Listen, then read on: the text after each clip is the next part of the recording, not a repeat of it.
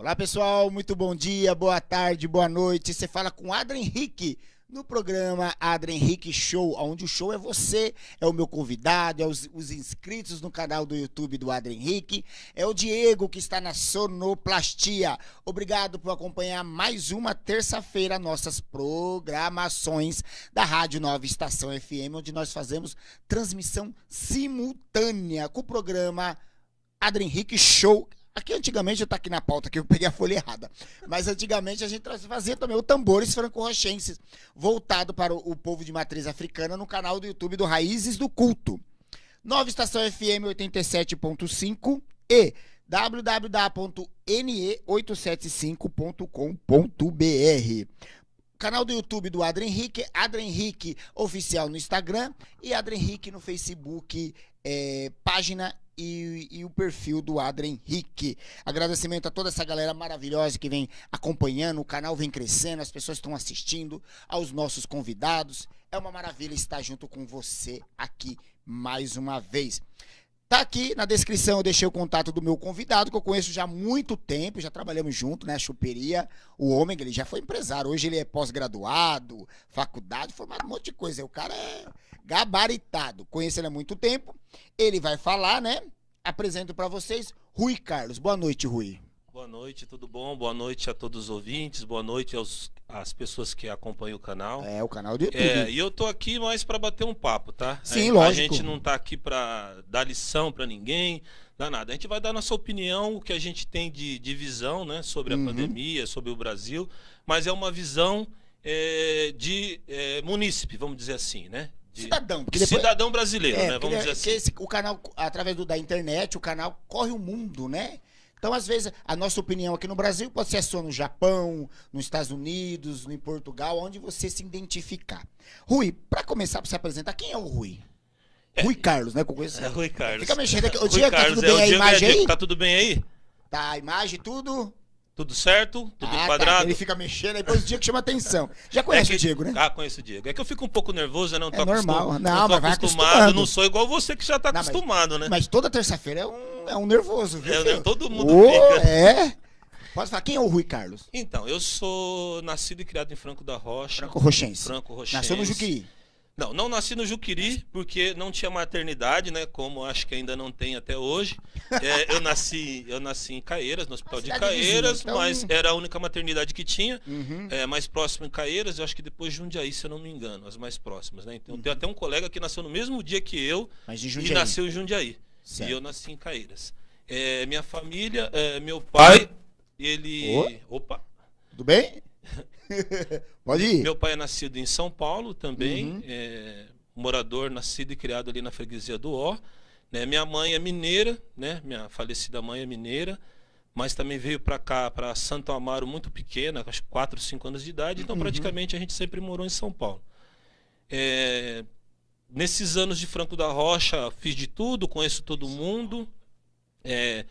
Como eu falei, como você já sabe, né? Tive a choperia. Trabalhei muito tempo, fazendo bastante shows. Né?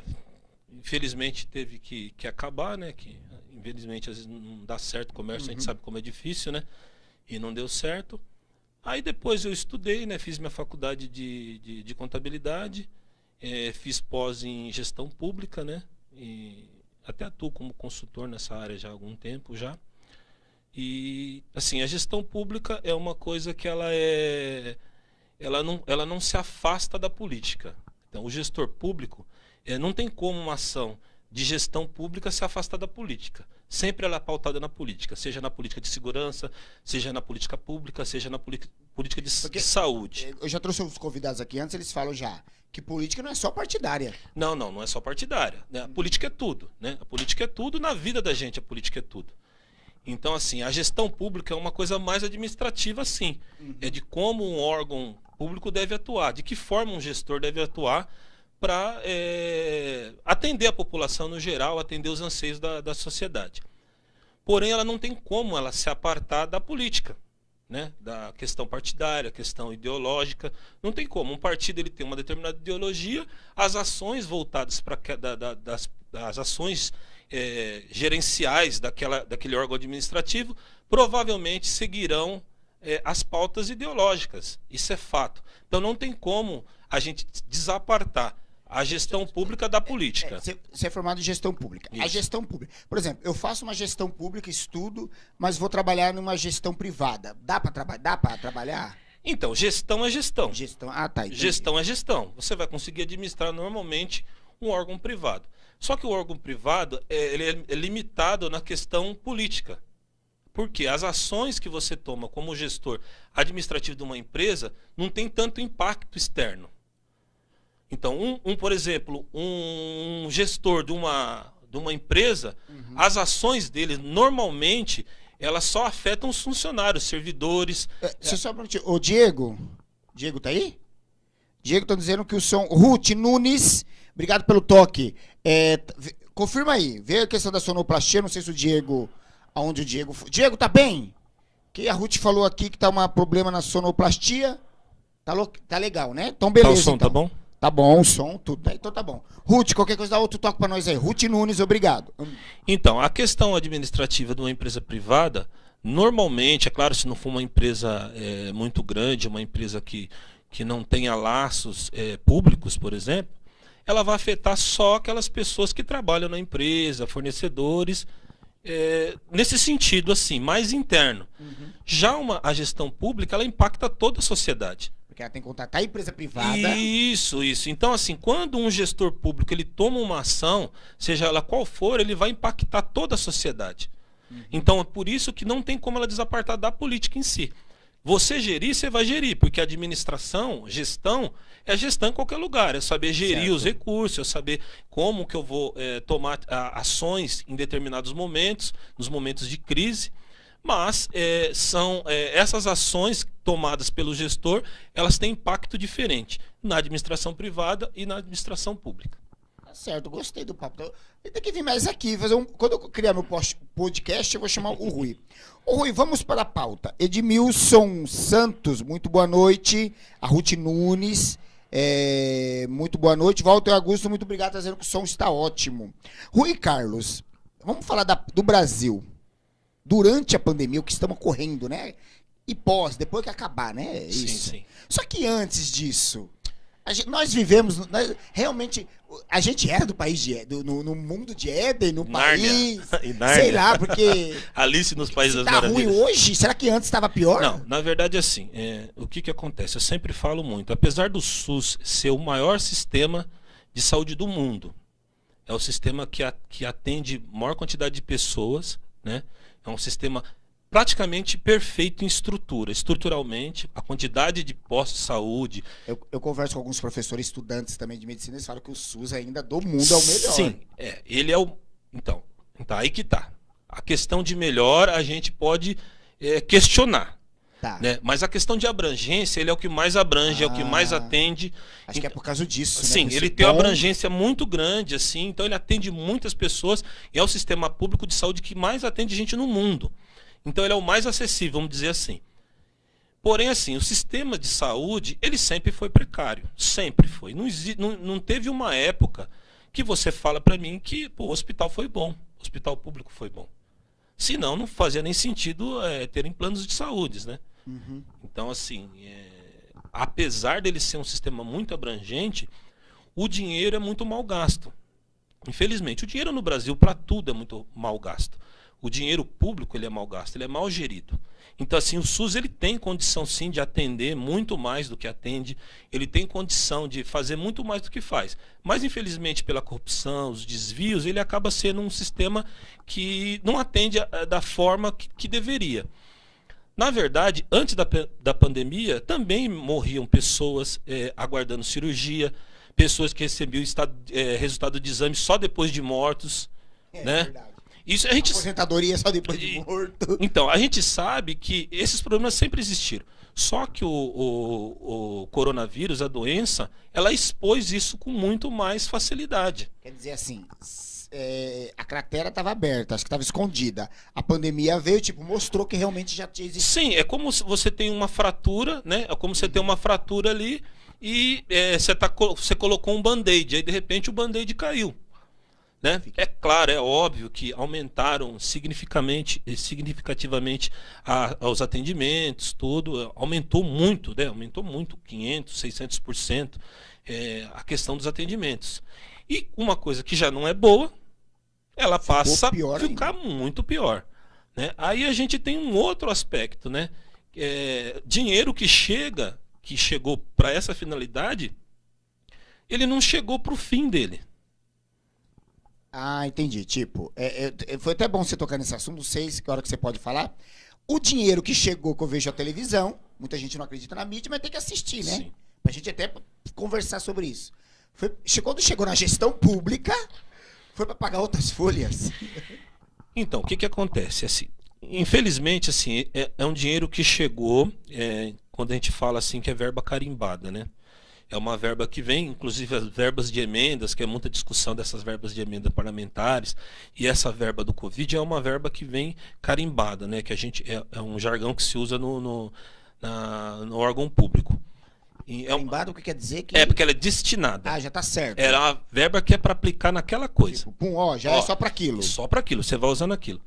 Porém, uma parte dessa verba, ela foi carimbada para você comprar equipamentos, né? E utensílios médicos e tal. E insumos, né? Que é máscara, seringa e tal. E outra parte dessa verba, ela veio sem o carimbo. Por que ela veio sem carimbo? Porque alguns serviços não são considerados de saúde. Mas assim, eu preciso atuar com aquele serviço. Um exemplo, vamos dizer assim, por exemplo, eu preciso de mais vigilante no hospital. Um exemplo, estou dando um exemplo. Não, entendi. Eu preciso de mais faxineiro no hospital. Ele é essencialmente, diretamente um serviço de saúde? Não. Mas é um serviço correlato. É um serviço que eu preciso para manter o sistema de saúde. Se eu tenho mais gente sendo atendida, eu preciso de mais gente para limpar, eu preciso de mais segurança para atuar. Então foi uma verba que veio sem esse carimbo. Entendi. E alguns gestores usaram essa verba para outras finalidades, como ela não tinha o carimbo, que não a finalidade exclusiva no enfrentamento da crise. Isso que nós estamos falando ainda, você já explicou antes, né? Gostei da explicação dele. O problema sempre existiu, né? Sempre existiu. É que na pandemia ficou escancarado. Ficou escancarado. Aí falamos, né? Eu falei com o TPN, Jardim Dia, nós vivemos no mundo colorido mesmo. Ele foi explicando, nós ainda estamos falando do que está acontecendo durante. O professor Edmilson, que é um militante da cidade de Franco da Rocha, professor Edmilson, quero você aqui, hein? Conheço. Um abraço, professor Edmilson. Obrigado por estar assistindo, compartilhando, todo mundo aí. Ele falou, o problema, Rui, é que os governantes, além de não investir na saúde pública, eles cortam as verbas, que já é pouca, já cai mínimo para a saúde. Então, é assim, professor Edmilson, com certeza o que você está falando é perfeito. Só que assim, eu acredito que até está sendo cogitada a questão do CPI, que eu sou totalmente a favor. Eu acho que a CPI tem que ser instaurada nos 3 níveis da federação. No governo federal, para saber a responsabilidade do presidente, do ministro da Saúde. Nos governos estaduais, para saber governadores e secretários estaduais.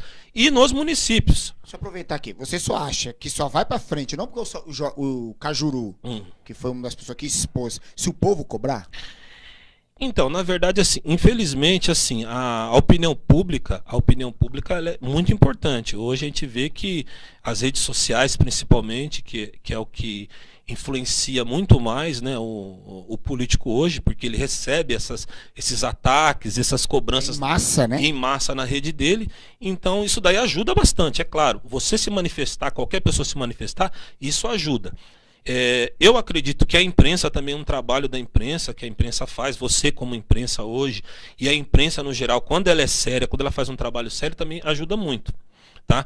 Porque a gente precisa cobrar, seja o governante, qualquer um. Não interessa que eu votei no governante. Eu votei nele, mas eu preciso cobrar ele também. Eu continuo com a cobrança. Você sabe que muitos governantes não aceitam isso. Não aceita. A maioria... Você era meu amigo, pô, agora tá me cobrando. Mas a maioria não aceita. Isso é natural. Vamos voltar só à pergunta do professor Edmilson. Professor Edmilson, é perfeito. Realmente o valor é pouco. Eu, assim, discordo um pouco da questão de que o valor é pequeno. Eu até acredito, na minha experiência que eu tenho, que o valor é muito bom, só que ele é mal aplicado. Tá? Então, assim, existe uma diferença de pouco recurso com má aplicação. Entendeu? Não é questão de eu ter muito dinheiro, se eu aplicar ele mal, eu não vou conseguir atingir o que eu preciso de anseio da sociedade. Então eu preciso, primeiramente, gerir bem esse recurso. Porque muitas cidades muito menores, com menos recursos, conseguem fazer. Porque as cidades maiores, com mais recursos, não conseguem. Ah, porque a quantidade da população é maior, mas ela recebe equivalente também. Né? Então, assim, é um detalhe. O segredo é administrar. Gestão. O segredo todo está na gestão. Quando a gente fala do recurso que veio, por exemplo, vamos citar um exemplo que eu nem me recordo de onde é o Estado. Mas eu sei que um Estado pagou 180 mil em respiradores, em cada unidade de respirador. Ele comprou esse respirador numa loja de vinho. O CNPJ da loja era de vinho. E é igual o Lava Jato. Isso. Parecido. Apareceu uma nota de uma empresa que deveria vender vinho, né? A sede da empresa era uma loja de vinho e veio uma nota vendendo respirador. Esses respiradores custaram 180 mil para esse estado, se eu não me engano, acredito que seja o estado. Sendo que um respirador custa em média 55 mil. Então você imagina, por exemplo, se eu paguei 180, eu poderia ter comprado 3 respiradores. Pelo preço que eu paguei em um. Sobra um pouquinho, ainda sobra. Ainda sobra dinheiro. Sobra acho que quase 1/3 para outro. Então assim, para você ter uma ideia. Então quantas pessoas eu deixei de atender? Se cada um, vamos dizer que eu tinha comprado 10. Se eu poderia comprar 3 vezes, eu poderia cobrar 3 vezes mais. Isso, poderia ter comprado 30. Mais gente sendo atendida. Isso acontece em tudo. Então, teve gente que pagou mais caro nas máscaras, teve gente que pagou mais caro no hospital de campanha. Além disso, que você está falando sobre a questão da gestão pública, a caneca, olha, ele vai tomar água na caneca do Adrien Henrique e ele vai levar para casa, hein? A caneca mais cobiçada da cidade. Muito obrigado. É sua, hein, Rui? Ó, vamos lá. E tem a questão também dos oportunistas. Isso daí é uma má gestão. Tipo, para onde tá vindo o dinheiro, a má gestão, beleza. E os oportunistas? Tipo, eu tenho uma fábrica, o álcool pode custar R$5, eu vou vender a 20. Tem isso também. Sim, tem. Tá falando ainda durante a pandemia. Isso é uma especulação de mercado. Isso é natural. Quando um produto ele tem falta no mercado, é natural que o preço seja aumentado. A questão dessa pandemia foi muito mais complexa, por quê? Os mecanismos que a gente tem para controlar esse tipo de ação são as licitações, onde tem uma concorrência ampla lá, e esses fornecedores eles vão lá e cada um dá seu preço, e quem dá o preço menor é o cara que vai vender para a administração pública. Porém, com o advento da pandemia, a questão da licitação foi dispensada. Então não existe a licitação. A figura da licitação que existe a concorrência. Então não tem a concorrência. Se não tem concorrência, eu escolho gestor, prefeito, governador ou presidente da república, escolho quem eu quero que venda para mim, e essa pessoa vende sem concorrência nenhuma. Ela não tem uma concorrência. Isso a gente fala a questão do oferecer para a gestão pública. Isso. E o mercado fora? Então, o mercado pode acontecer sim.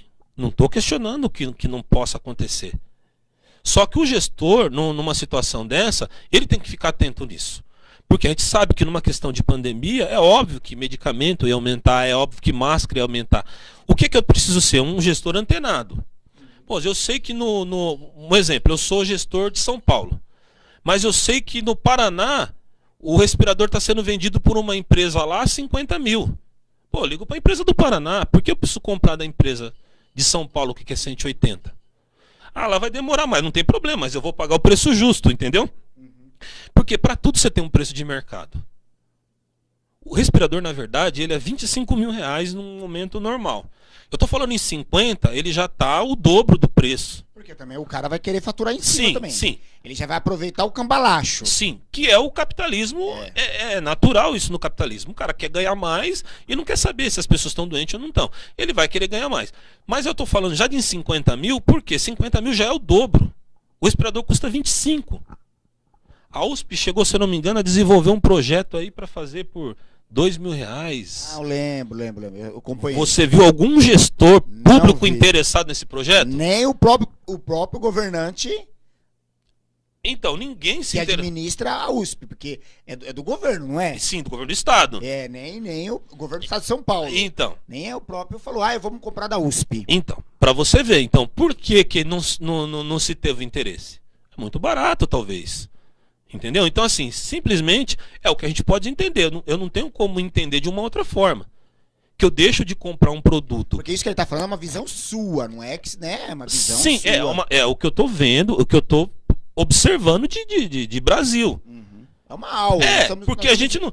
Porque não tem como pensar de uma outra forma. Por que um gestor compra um produto que custa R$25.000 por R$180.000? Entendeu? Eu vou só colocar a culpa na pandemia? O professor Edmilson, que eu quero ele aqui, vou marcar com ele. Ele é bem crítico também. Ele fez uma pergunta que é um ponto de interrogação. Entenda como uma pergunta. Sim. A má gestão tem sido uma constante no nosso país, Rui. Sim. Né?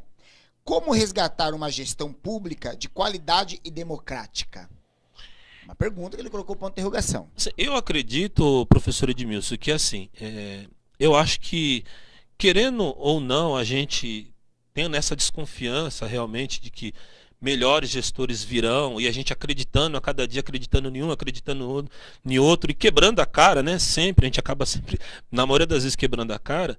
Eu acredito que a população está melhorando. Eu acho que com o advento da internet, com essa facilidade, a gente está até conversando em off aqui, que é a questão do YouTube, por exemplo, né? Eu estava falando muito aqui pro Adrian sobre o YouTube. Hoje no YouTube você tem aula de francês, de inglês, de alemão, você tem aula de política, de história, de geografia, capitalismo, do que você quiser você tem aula.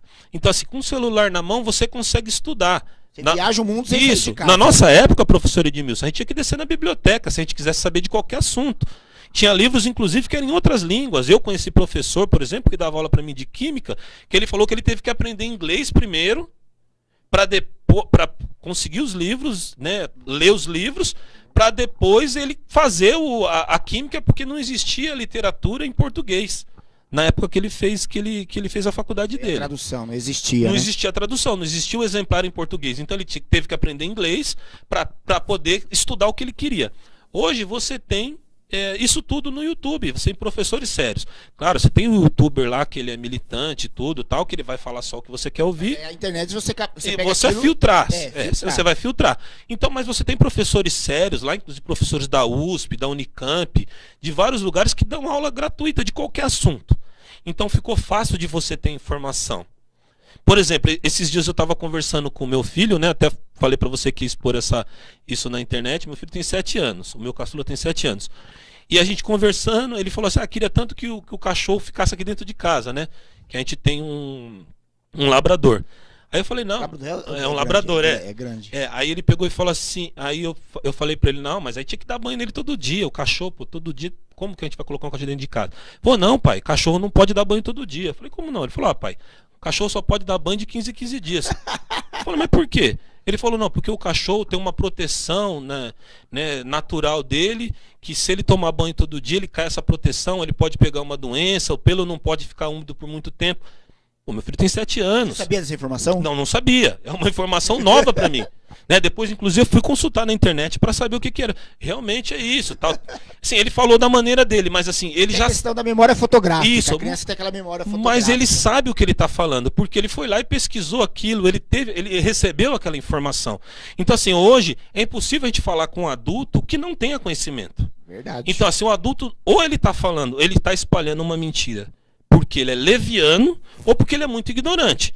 Porque se ele quiser, realmente ele tem fontes para procurar. Então acredito que hoje, professor Edmilson, hoje as pessoas têm condição sim de votar melhor, de saber melhor, de trocar melhor. Se não está certo, é um direito de todo mundo. A gente não precisa ser ligado a uma sigla, a uma ideologia. Como ser um gado, vamos ser um gado.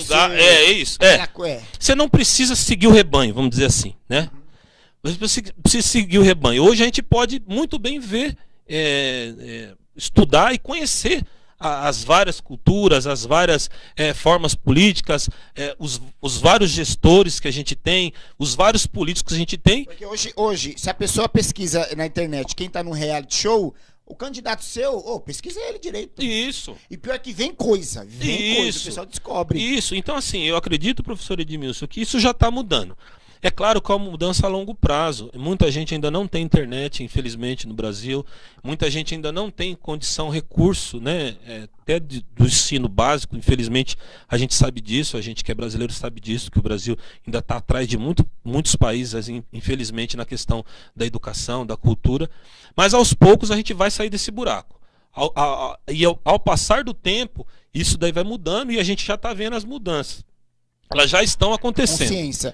Consciência política. Tá falando do seu filho de 7 anos. 7 anos. E outras crianças, eu sou professor, eu acompanho o professor Edmilson, eu tenho criança em casa, eu também não tenho filho, mas tenho sobrinhos. Eu vejo que eles estão na internet a todo tempo.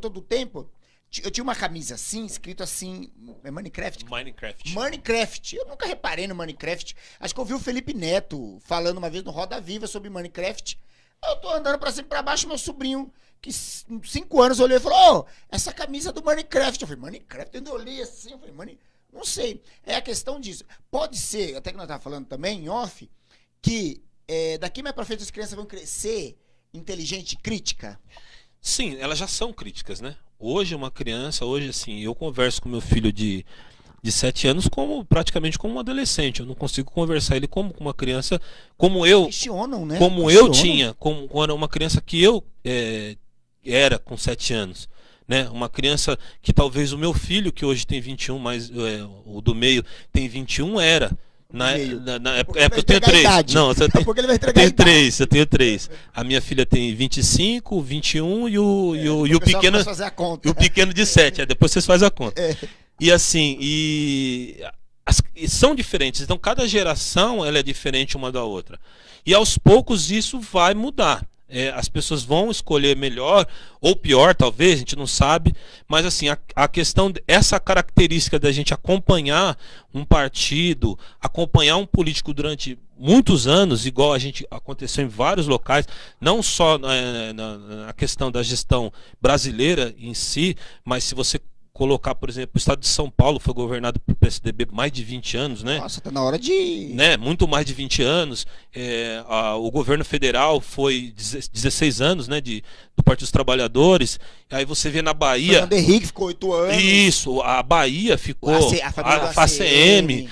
Então, a questão... Manaus ou Alagoas? Sarney, família Sarney. Sarney ficou no estado lá, esqueci o estado. Isso, então assim... Essa tendência disso aí é cair. Vai chegar uma hora que não vai conseguir mais, porque não sustenta. Porque assim, antes, a mentira que a gente acreditava antes, a gente não acredita mais. Você está querendo dizer que o fim da reeleição pode ser automaticamente, não pela lei? Tipo, os caras vão voltar, vamos acabar a reeleição. Então tá bom, não vai votar, o povo vai lá e vai acabar. Não, você não fica mais 8 anos, só 4 tá bom. Então, eu acredito que assim, eu acho que a melhor forma de se fazer isso é com o povo. Porque o povo dando a resposta. O povo dando a resposta. Eu acho que você não foi bem e você não vai ficar mais. Porque assim, se você tá numa empresa, são 3 meses de experiência, chegou atrasado, não bateu meta, isso aqui que os caras fazem, ó. Corta. Então, o que a gente tem que entender é o seguinte, que na nossa sociedade hoje, todo mundo que pensa fora da casinha é considerado um extraterrestre, né? Eu falo isso muito de movimentos sociais. Né? Aí você falou de extraterrestre. O povo tá indo pra Marte. Você acredita que lá tem outra vida ou vai ser os seres humanos serão os primeiros? Eu acho que é muita prepotência da gente achar que a gente é o único no universo desse tamanho. Então, né? Vamos deixar pra falar de pós-pandemia, porque o povo tem um significado, porque o pessoal tá indo pra Marte, né? Tem gente que acha que é isso. Depois a gente conversa sobre isso. Pode voltar. Então, assim, eu acho assim que todo mundo que sai fora da casinha, ele sai fora da casinha, vamos dizer assim, do senso comum. Porque a partir do momento que você começa a conhecer, você começa a ver outras vertentes. Porque assim, quem não estuda os dois lados de qualquer coisa, ele vira um ignorante. Porque se eu conversar, eu sou de direita hoje, uma direita moderada. Foi de direita ou não? Não, eu fui filiado ao PT. Então, votei no Lula. Então, assim, eu acho que a partir do momento que você passa a conhecer os lados, conhecer as formas políticas, conhecer as coisas, você começa a ter uma visão mais abrangente. Ficar intelectual do conhecimento daquela área. Isso, pode porque ser? eu preciso ter o conhecimento. Eu questiono muito hoje a mídia, no geral, porque a mídia ela faz um lado só. Então a mídia vai lá, tem um profissional que ele é a favor do lockdown, por exemplo. Eu sou totalmente contra o lockdown. Tem um profissional que é a favor do lockdown. Um médico, um infectologista. Ela coloca aquele cara, coloca outro que também é o mesmo a favor, outro que é... E assim, aplicando a mesma narrativa, sendo que eu poderia ter o debate entre dois especialistas da mesma área que têm opiniões diferentes. Para eu, população, tirar minha conclusão. O que eu acho? Eu estou ouvindo dois especialistas aqui. Porque toda vez que eu vivo dentro de uma casinha, de uma caixinha, onde eu converso só com pessoas que falam a mesma língua que eu, que falam tudo o que eu quero ouvir, que repetem tudo que eu gosto, eu não tenho senso crítico. Não existe senso crítico. Se eu chegar para você e falar uma coisa que você... Não vai existir um debate. Não existe um debate, porque eu estou falando a mesma coisa que você.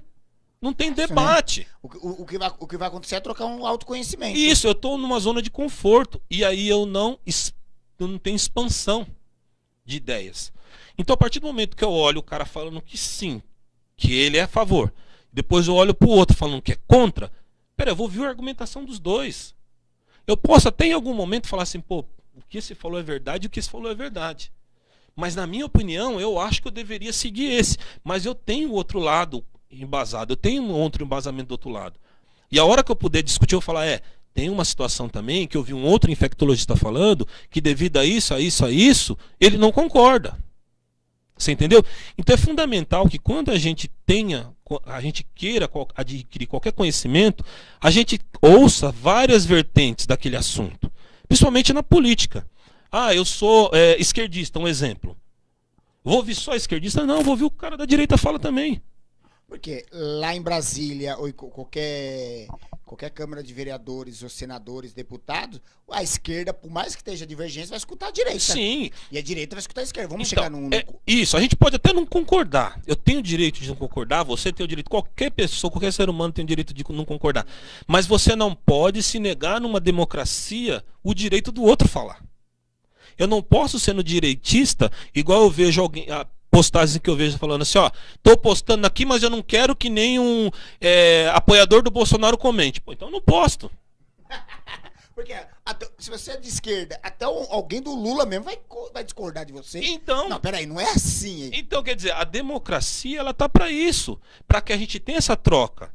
Deixa eu só... A Ruth Nunes, porque eu vou fazer essa pergunta, você responde, pra gente poder ir pro comercial e voltar rapidinho. A Ruth Nunes está dizendo... Comente, por favor, os altos, né, preços em necessidades básicas, né, que o valor das necessidades básicas aumentaram. E o fato da população ficar a mercê do que tem para hoje. Como você vê isso? Quer dizer, subiu todos os valores. Gasolina, cesta básica, leite, e a pessoa precisa daquela necessidade. Ficou à mercê. Então, para a gente chegar nesse ponto, eu vou voltar um pouco mais atrás. Até num meme que o pessoal fala, eu gosto sempre de pegar os memes para a gente poder explicar. Você gosta muito mesmo. O pessoal fala assim, até normalmente o pessoal de esquerda questionando a gente de direita. Assim, você pobre de direita, que fica feliz quando a bolsa está em alta, mas não tem ação na bolsa. Eu não tenho ação na bolsa. Fico feliz quando a bolsa está em alta? Fico. Porque o que é a bolsa em alta? A bolsa em alta quer dizer que o país tem investimento. O que é investimento no país? É uma indústria nova que vai ser aberta, é um prédio novo que vai ser construído. Porque se ele investisse, ele ia entender. Isso. Então, assim, quando tem um investidor, quando a bolsa está em alta, é porque o país está atrativo para investimento. E o que é investimento? Investimento é isso que eu falei. É uma multinacional que está vindo para o país, é um prédio novo que está sendo aberto. Isso você fomenta E fomenta a construção civil, que são pedreiros, pessoas, né, até, inclusive de mão de obra, né, o pessoal de mestre de obra, ajudante, engenheiro, o que for. E assim, o comércio de construção civil, que vende areia, vende pedra, né, há uma multinacional que chega, ela vai ter a questão vai ser tudo, vai ser beneficiada. A pessoa que comprou, vai ter os empregados, vai ter o material de construção que tem funcionário. Isso, então assim, quando a bolsa está em alta é isso. Quando a bolsa está em baixa é o contrário. Não tem investimento. Simplesmente, vamos lá, agora vou entrar na questão dos preços. Quando você entra numa situação de colapso mundial, como é o que está acontecendo hoje com a saúde, a tendência do investidor é investir em moedas mais fortes. A gente sabe que o real nunca foi uma moeda forte. A moeda brasileira nunca foi uma moeda forte. Cedo não vai ser, nunca foi e acho difícil ser. Vem cá, mas aí fora tem, por exemplo, assim, a gente vê dólar, euro. Será que aí fora tem alguém que investe, tipo, tá assim, real, que a gente vê no jornal? Tem. Então, é isso que eu tô falando, a bolsa em alta. Quando a bolsa tá em alta é porque o investimento tá no país, ele tá em real. Entendeu? Aparece assim alguma bolsa do mundo escrito real? Não tá em real, mas tá na empresa brasileira. Ah, tá, entendi. O investimento tá numa empresa, na Embraer, tá. Porque, tipo o que nos jornais mostram assim, dólar tanto, euro tanto, o ien tanto, isso, que é o ien, isso. Então, o investimento está dentro de uma carteira, vamos dizer assim, brasileira, de empresas brasileiras, entendeu? Então o dinheiro está aqui, está em real, vamos dizer assim. Porém é o seguinte, quando acontece um colapso mundial, se eu tenho dinheiro numa economia emergente que nem o Brasil, que eu sei que a dificuldade do Brasil sair de uma crise não é a mesma da China, não é a mesma da União Europeia, não é a mesma dos Estados Unidos, o que eu faço com o meu investimento? Eu tiro ele de real e compro dólar, eu compro euro. Com a escassez do dólar, o dólar aumenta. Porque qualquer coisa que esteja em falta no mercado, a tendência é aumentar o valor. Então o que o investidor faz? O investidor, num momento desse de crise, ele migra para outras moedas. Então ele tira o investimento que ele teria, que ele ia fazer uma fábrica, que ele ia construir um prédio aqui, ele fala, puta, vou tirar meu dinheiro daqui. Por quê? O real ele desvaloriza muito rápido. Então eu vou colocar esse dinheiro numa moeda mais forte, vou jogar ele para dólar. Aí ele vende o que ele tem aqui de ações e compra dólar. Ou compra ações de uma empresa numa bolsa em outro país, entendeu? De uma carteira de uma outra empresa, fora do país. Por quê? Porque ele sabe que esse país vai ter uma queda muito grande no financeira, na moeda. Investimento, né? Investimento. Isso, não, a queda do dinheiro, o valor, a desvalorização do dinheiro vai ser muito rápida, então ele vai perder muito dinheiro. Então ele joga para uma outra moeda mais segura, que a desvalorização é menor, que é o caso do dólar, uma desvalorização menor. Porém, o que acontece? Quando eu tenho alta de dólar, tem um outro problema que acontece. Vamos supor, você é vendedor de batata. Você é um produtor de batata, certo? Você vende batata dentro do país e você vende batata para fora em dólar. O que acontece? Eu, como investidor, como empresário lá que vende a batata, como o cara que planta a batata lá, o que eu faço? Eu falo, peraí, é interessante eu vender em real aqui ou vender em dólar, se o dólar está mais alto? Eu vendo em dólar. Um dia que aquele cliente meu deixar de comprar, deixar de me pagar em dólar, eu já dobrei o valor, já tripliquei o valor do que eu vendi para ele. Entendeu? Então o que acontece? A partir daí, a escassez de produtos no mercado interno. Porque está todo mundo interessado em vender em dólar. Porque o lucro lá é maior. Porque o dinheiro lá é maior. Refúgio, você está procurando refúgio. Então o cara pega toda a produção dele e destina a maior parte dele para fora. E ele deixa uma quantidade muito menor de produtos. Quando eu tenho uma quantidade menor de produtos, eu tenho uma alta do preço. Por quê? Eu sou o fornecedor, vou falar, peraí, você quer comprar, cara, mas eu não posso vender a R$1 mais o quilo para você. Agora eu estou vendendo a $2 o quilo lá fora. Se eu for vender para você a R$1, eu vou perder muito dinheiro. Então o que eu vou fazer? Eu vou ajustar o preço. Você quer pagar? Você quer comprar para o mercado interno? Então você vai pagar 5 no quilo. Não é a mesma coisa que está sendo vendido lá fora, mas eu estou compensando uma parte de deixar de vender lá. Ah, entendi. Você vai ter que recuperar isso. Isso. E o segundo ponto. Muitas coisas que tem no Brasil tem tecnologia, tem matéria-prima de fora, que é cotada em dólar. Então, de repente, se eu tenho um produto, por exemplo, um celular, que a placa vem de outro país e essa placa é vendida em dólar, é natural, vou pagar mais caro nessa placa desse produto. Para poder ter aqui. Consequentemente, o preço vai aumentar no começo você falou isso sobre de esquerda, de direita. Eu lembro uma frase, não sei se realmente Tim Maia falou aquilo, né? Mas você já ouviu falar que o que é que ele falava? Que pobre é de direita, cafetão se apaixona. Lembra? Já viu essa frase aí? Ele fala uns 3 argumentos. Foi no começo que você falou. Muito bom. Ele deu uma aula aqui, tá vendo? Agora de economia, é isso? É. De investimento, né? Já tive aqui várias pessoas de investidores aqui, umas pessoas que falam assim. Eu vou falar pro Diego que eu vou ali no comercial rapidinho, já volto, porque como dizia o Chico Anísio, né? O velho Raimundão, porque o salário continua, ó. É isso aí, pessoal, já voltamos. Obrigado pelo carinho de vocês. A Ruth Nunes, quero agradecer a todo mundo, lembrando que o Rui tá levando a caneca. Mostra aí a caneca aí, Rui. Deixa eu ver um pouco. Vamos fazer um brinde, Rui. Um Rui, a caneca Adrian Henrique Show, a caneca mais cobiçada da cidade, hein?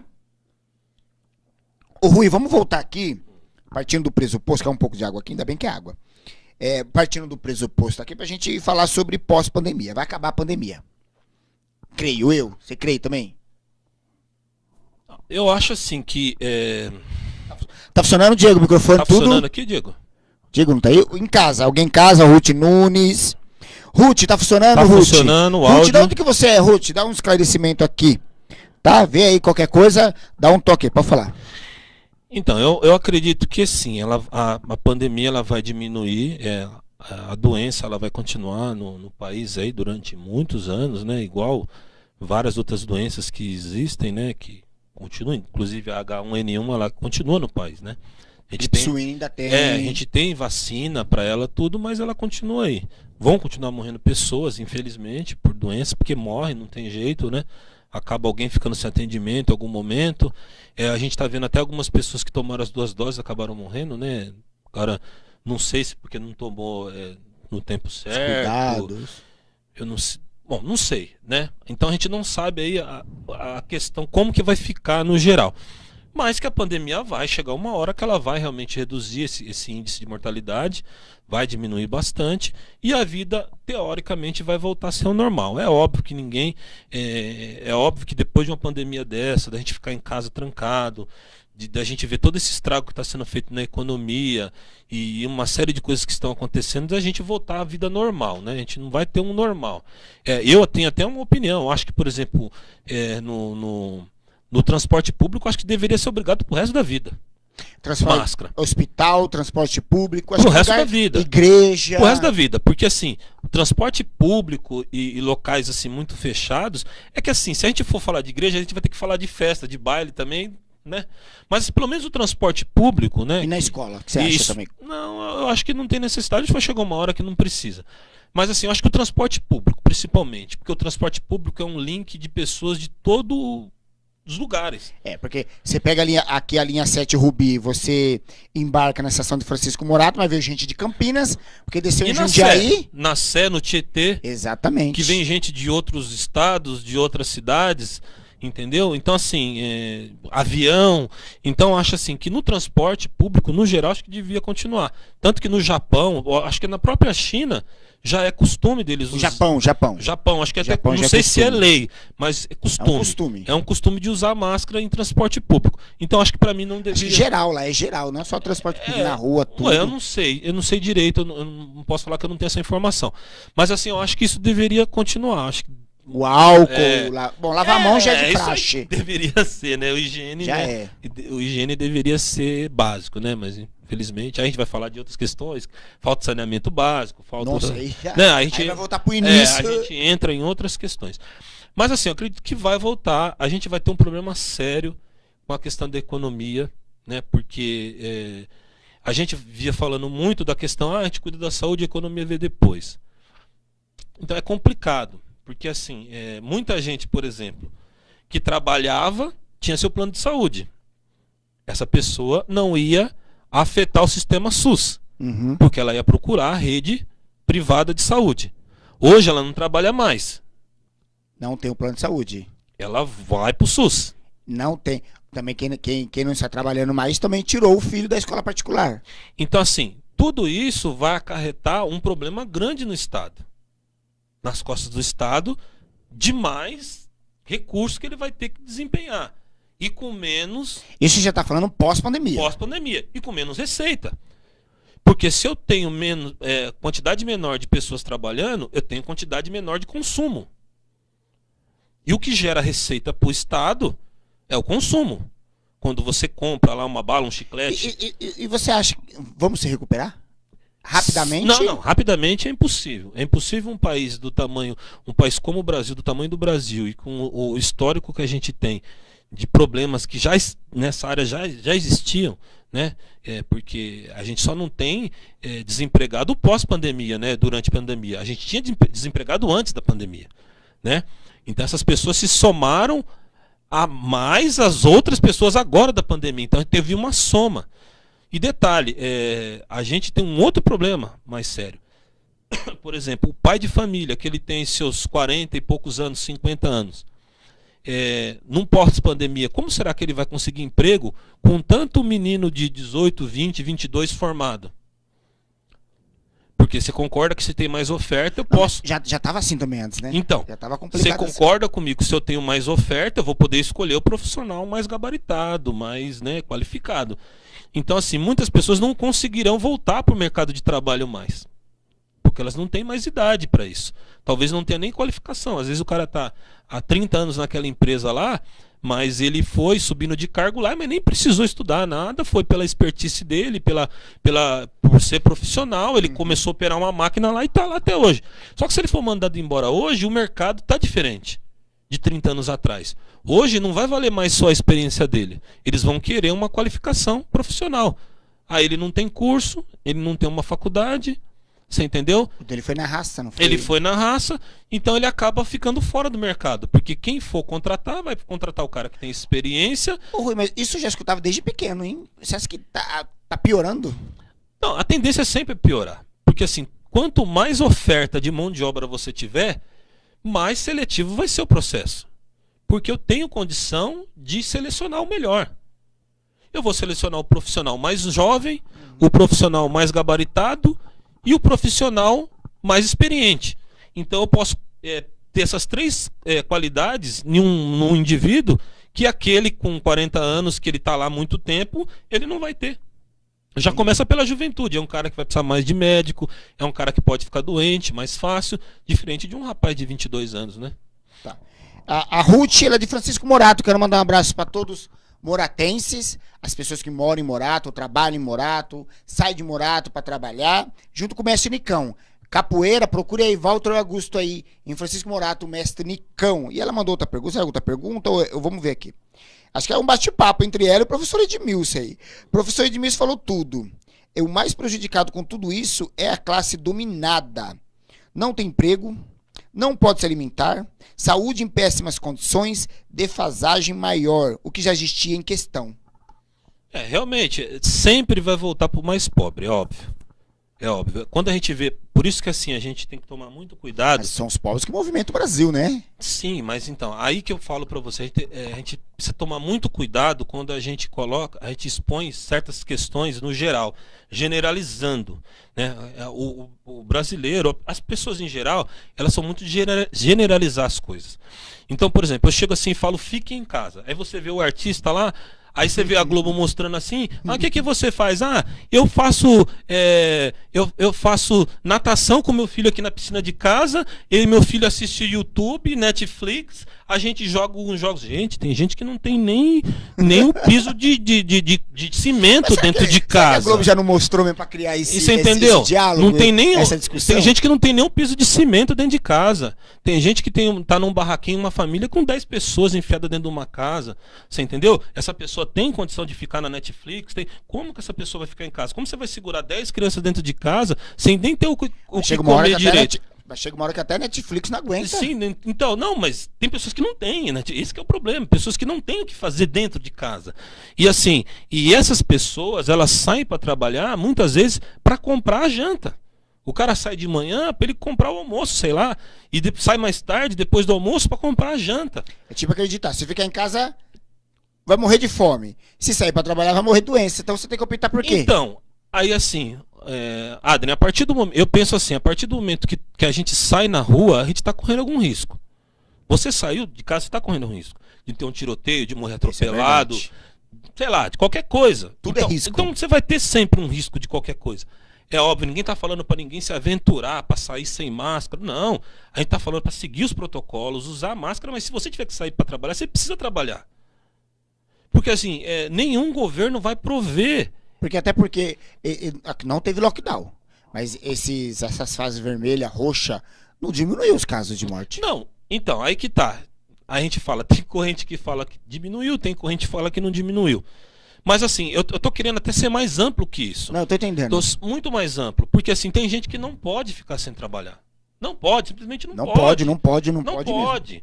Pô, o cara lá, ele tem uma receitinha dele lá de R$ 1.500 por mês. É aquilo que ele recebe para ele pagar o aluguelzinho dele, para ele pagar a prestaçãozinha lá do móvel, do fogãozinho que ele comprou, você entendeu? Dele fazer a despesinha dele de casa, tudo. Ele precisa sair para trabalhar. Seja para ser um marreteiro, seja para ser um garçom, seja para ser um faxineiro. Ele precisa sair.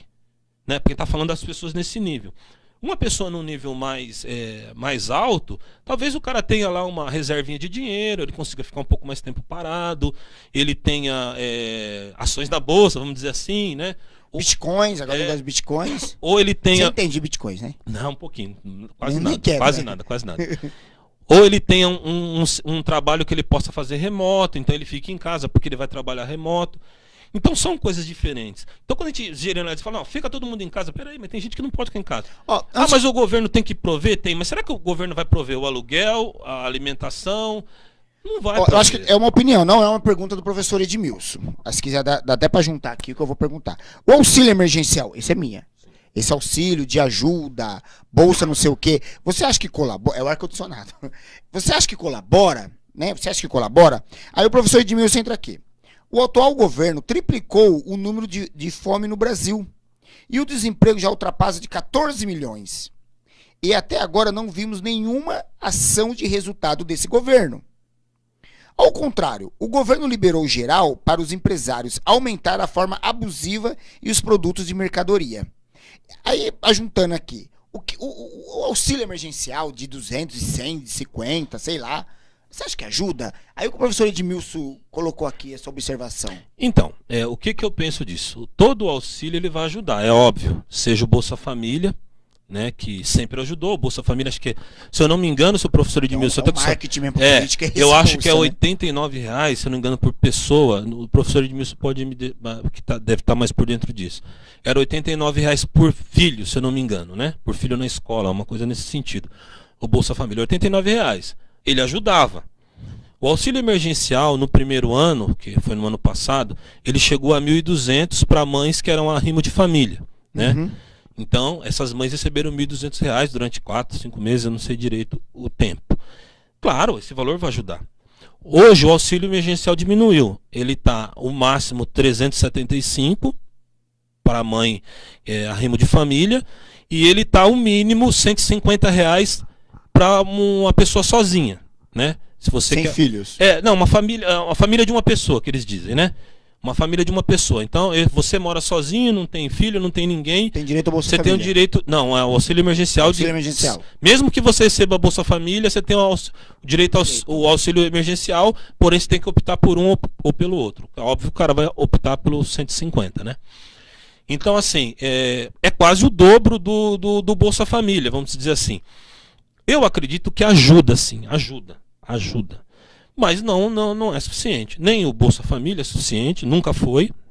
Que eu acho que é uma política realmente que ajuda muita gente que não tem o que fazer, não tem como outro meio de subsistência, ela ajuda. Porém, não é uma política que vai fazer aquela pessoa sair daquela situação. Porque é uma política que torna a pessoa muito dependente daquilo. Né? Porque ela não tem uma projeção de quando vai sair. Então acho que tanto esse ou qualquer governo deveria fazer políticas que fizessem você sair daquela situação. Porque você concorda comigo que R$89 ou que seja 150, ou 350, 375, igual a gente está falando, não é suficiente para um ser humano sobreviver. Não é suficiente. Muita gente paga aluguel, só aluguel é R$500 aí no mínimo, que a gente vê na periferia é R$500. Então assim, não é suficiente. Então acho que todos os governos, não só esse, como qualquer governo, deveria ter projetos que fizessem que essas pessoas saíssem dessa questão. Da questão de depender do Estado. Porque não por uma questão de, mas você está falando porque você é contra o Estado pagar. Não, eu não sou contra o Estado pagar. Eu acho que o Estado tem que pagar. Pode ser uma troca tipo, te dou tanto salário, mas você trabalha 4 horas no setor público, pode ser? Então, tipo aquela frente de trabalho? Frente de trabalho, eu acho interessante, porque a frente de trabalho, inclusive, tinha cursos, né? Algumas tinham cursos profissionalizantes. Então é interessante que você faça que a pessoa saia daquela condição. Porque você concorda comigo? Sai do comodismo. Isso, porque. Não, nem comodismo, não estou nem dizendo comodismo, porque em muitos casos nem é comodismo. É casos que a pessoa realmente não tem condição. Não estou questionando a questão de ser comodismo ou não ser. Mas a questão é o seguinte, de você trazer aquela pessoa para ela ser um humano de verdade. Porque é como se eu tivesse lá desculpa o termo, um animalzinho que eu estou dando só comida para ele. Só estou dando comida. Porque não dá para comprar uma roupa com R$89. Não dá. Não dá para ele passear, não dá. Quer dizer, ele está à margem da sociedade. E hoje em dia todo mundo precisa da internet para estudar, para trabalhar. Isso. Não dá para pagar na internet. Não dá. Então quer dizer, um Bolsa Família ajuda, mas tem que tirar aquela pessoa daquela situação.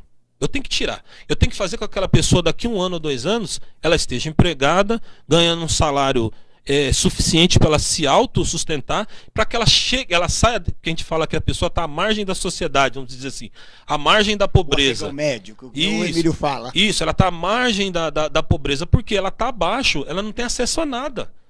Praticamente, R$89 dá para comprar uma cesta básica, então ela só come. E olha lá, sim. Então, ela só come, então quer dizer, ela não compra uma roupa, ela não sai, ela não pode ir para um teatro, ela não pode ir para o cinema. Então, muitas vezes ela não pode nem acessar uma coisa pública porque ela precisa pegar uma condução, ela não tem dinheiro. E aumentou a condução. Sim. E aumenta todo ano. Sim. Tudo isso que a gente está falando é pós-pandemia. Infelizmente o tempo acabou, o papo foi ótimo, mas eu faço convite para sempre ele voltar aqui. Quando eu criar meu podcast, ele vai estar no meio também para a gente poder conversar. Ruth Nunes, professor Edmilson, o mestre Nicão da Capoeira, que toda terça-feira está aí sempre conversando comigo, sempre está aí batendo um papo, que logo vai voltar aqui também. Rui, mensagem final. Gente, é assim, o que eu espero de todos nós é que estudem, né, conheçam realmente sobre política. Quem não gosta de política é governado por quem gosta, então é fundamental que a gente conheça a política, é fundamental que a gente saiba escolher os nossos governantes, que a gente entenda que um governante, seja de presidente a vereador, eles são nossos funcionários, não nós somos funcionários deles, então eles têm que trabalhar em prol da população.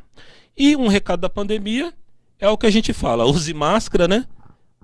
Passe álcool nas mãos, higienize as mãos e seja o que Deus quiser, né? Até chegar essa vacina aí que vai melhorar um pouco mais a vida da gente. E nunca deixe de estudar, hein? Dependendo de estar em casa, fora de casa, é isso aí. Achei paz no caminho de vocês, adorei esse bate-papo, essa conversa, obrigado Diego. Adrian Henrique Oficial no Instagram, Adrian Henrique no Facebook, perfil e página. Compartilha, se inscreva, dá um like, manda pros amigos, pros irmãos, pros parentes. Esse papo foi ótimo, agradeço o Rui, a caneca ele está levando para casa, a caneca mais cobiçada da cidade. Eu quero você aqui também, já me falaram para me chamar o Kiko, chamar a Lorena, o professor Edmilson eu tô chamando, e o Diego Sonoplasta também vai vir para cá. É fundamental que tenha todo mundo fale. Tem que dar um espaço. Tem que ser um espaço democrático, onde todo mundo possa falar e colocar sua opinião. É isso aí. Tá de parabéns, Adrian. Muito obrigado. Você também pode me chamar, que você pode vir aqui. Achei paz no caminho de vocês. Até terça-feira que vem, no programa Adrian Henrique Show. Obrigado, Diego. Melhorar a cada dia faz parte da rotina do Rodão Atacadista, porque somos